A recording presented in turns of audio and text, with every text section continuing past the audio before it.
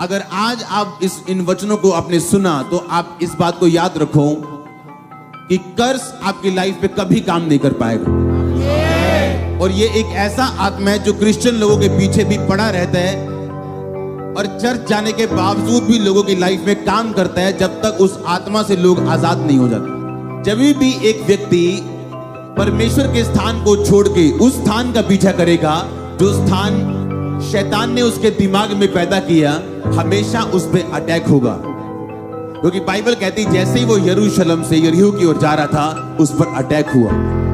यरूशलेम ऊंची जगह है और यरीहो नीची जगह है। जब भी एक विश्वासी अपनी ऊंचाई वाली विश्वासी जिंदगी को छोड़ के जब नीचे जाना शुरू होगा तब उस पे शैतान का अटैक होता है। इसलिए परमेश्वर ने कहा जो बाड़ा तोड़ेगा सांप उसको डसेगा।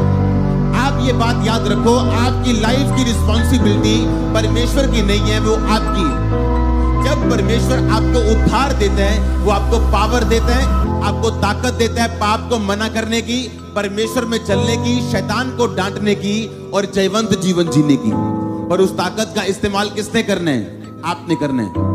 आपको एक अलमारी दे दी गई, उस अलमारी के 12 खाने, 12 चाबियां दे दी गई। एक में चंगाई है, एक में बरकत है, एक में छुटकारा है, एक में फाइनेंस है, एक में फैमिली है।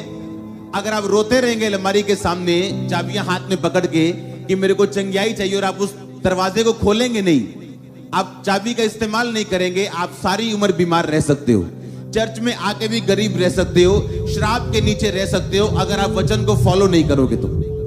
लिखा जब भी वो यरूशलेम से यरीहो को जा रहा था तो शैतान ने उस पर अटैक किया, डाकुओं ने उसे घेरा और अटैक किया।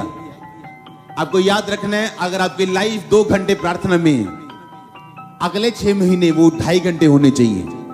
आपकी फास्टिंग नीचे नहीं आनी चाहिए। शैतान का आपको दुनिया दिखाने का मकसद ये है, आपको व्यभिचार में लेके जाने का मकसद ये है कि आपकी स्पिरिचुअल लाइफ नीचे जाए ताकि वो आप पे अटैक कर सके।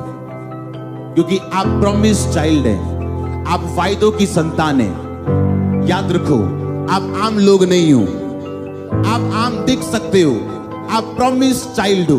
आपके साथ एक वायदा जुड़ा हुआ परमेश्वर का, आपको सिर बनाने का वायदा, ऊंचा करने का वायदा, आशीषित करने का वायदा, इतनी बरकत देने का वायदा कि जगह नहीं होगी। कितने मेरी बात को समझ रहे हैं? ये प्रॉमिस है आपके ऊपर। आप प्रॉमिस चाइल्ड हैं, आप वायदों की संतान हैं। परमेश्वर ने कहा इसहाक, क्योंकि तेरे फादर के साथ अब्राहम के साथ मैंने एक प्रॉमिस किया था, उस प्रॉमिस के चलते मैं तुम्हें आशीष दूंगा। आमीन।